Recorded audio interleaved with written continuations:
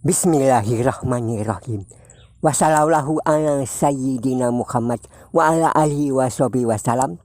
Assalamualaikum warahmatullahi wabarakatuh.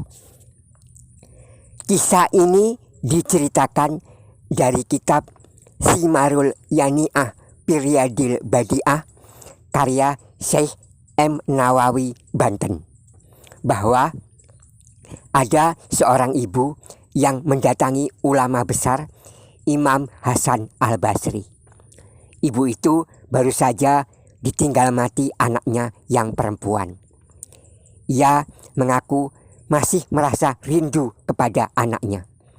Dan ia bertanya, bagaimana caranya agar bisa berjumpa dan melihat keadaan anaknya, walaupun hanya di dalam mimpi. Imam Hasan Al-Basri sangat memahami perasaan yang dialami si ibu tersebut.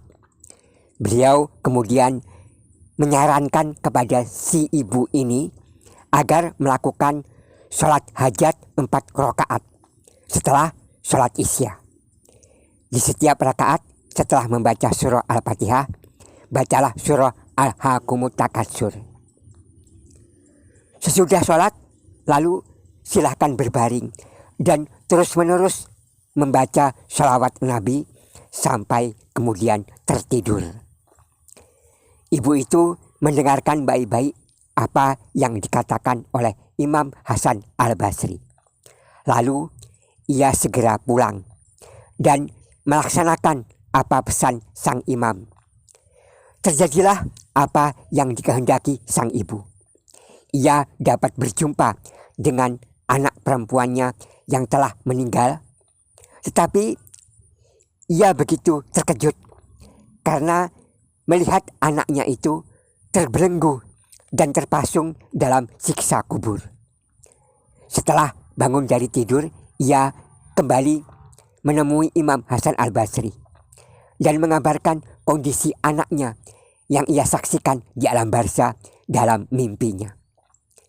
Mendengar cerita sang ibu, Imam Hasan Al-Basri turut merasa prihatin.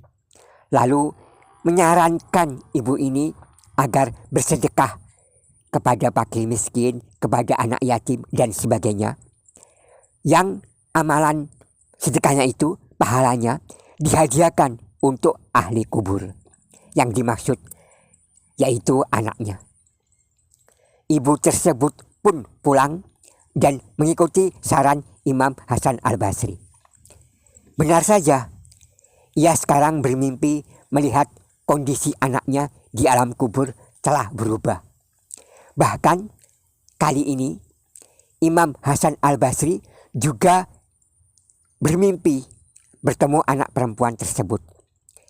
Pada malam itu Imam Hasan Al-Basri merasa sedang berada di suatu taman. Di taman itu terdapat kursi-kursi tempat duduk dari sofa yang bagus dan nyaman. Di taman itu Imam Hasan Al-Basri melihat seorang perempuan muda yang cantik dengan mahkota bercahaya di atas kepalanya. Perempuan itu menyapa Imam. "Apakah Tuan mengenal saya?" Imam Hasan Al-Basri menjawab, "Tidak." Perempuan itu berkata, "Saya adalah anak dari seorang ibu yang kemarin mengunjungi Tuan." Imam Hasan Al-Basri menjawab heran, "Iya, tetapi menurut cerita ibumu, kondisimu tidak bahagia seperti sekarang." Perempuan itu menjawab, "Tuan benar. Kemarin-kemarin keadaan saya memang buruk dan tersiksa. Lalu, dengan apa engkau mendapat kemuliaan seperti ini?" tanya Imam Hasan Al-Basri. "Di alam barzah kami berjumlah 70.000 orang yang menerima siksa kubur. Tetapi pada suatu hari ada seorang yang soleh dan baik hati. Ia melewati pemakaman kami. Ia membaca sholawat Nabi dan menghadiahkan pahalanya untuk orang-orang yang telah mati dalam kubur ini, kompleks kubur ini. Maka aku mendapat bagian berupa pengampunan. Keadaanku pun menjadi berubah lebih baik seperti yang Tuan lihat sekarang. Ada pula satu kisah dari sahabat Nabi yang bernama Ka'ab. Beliau bercerita bahwa Allah memperlihatkan kepadanya bagaimana suasana di hari kiamat. Nabi Adam alaihissalam melihat seorang dari umat Nabi Muhammad sallallahu alaihi wasallam diseret menuju neraka. Maka Nabi Adam alaihissalam memanggil Nabi Muhammad sallallahu alaihi wasallam. Wahai Muhammad. Rasulullah Muhammad sallallahu alaihi wasallam menjawab, selamat datang wahai Bapak semua manusia. Kemudian Nabi Adam alaihissalam berkata, ada seseorang dari umatmu yang terseret menuju neraka. Mendengar apa yang telah diberitahukan oleh Nabi Adam alaihissalam itu, maka Rasulullah pun segera bergegas untuk memberi pertolongan.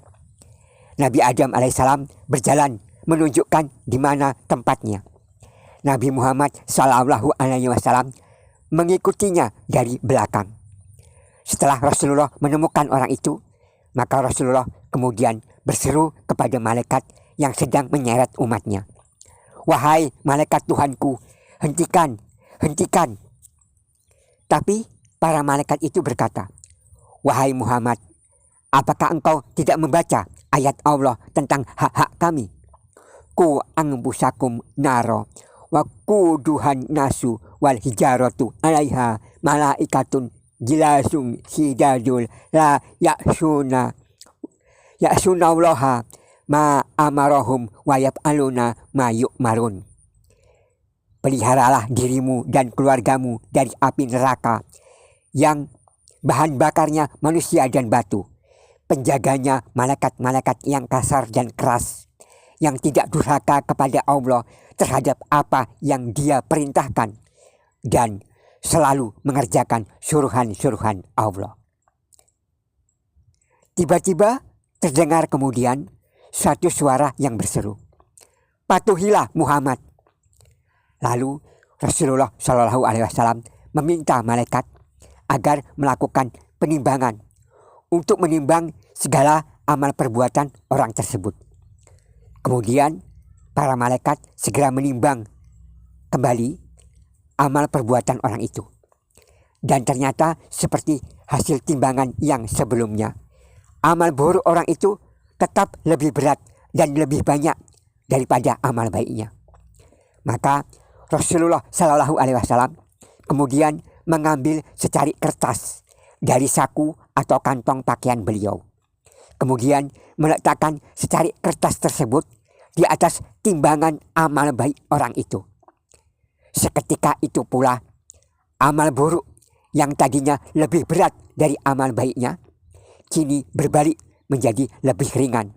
Justru amal kebaikanlah yang menjadi lebih berat.